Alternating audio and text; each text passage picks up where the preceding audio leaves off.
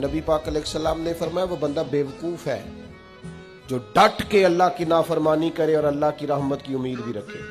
ये तो बेवकूफ आदमी की अलामत कि ना सुन्नत पे अमल किया जाए, ना शरीयत पे अमल किया जाए, ना नमाज की पाबंदी की जाए, ना हलाल हराम की तमीज की जाए और डट के कहा जाए कि अल्लाह बड़ा मेहरबान है माफ कर देगा। डट के कहा जाए कि दोज़ख में मैं तो क्या मेरा साया ना जाएगा। ये भी फासिद नजरिया है, फासिद।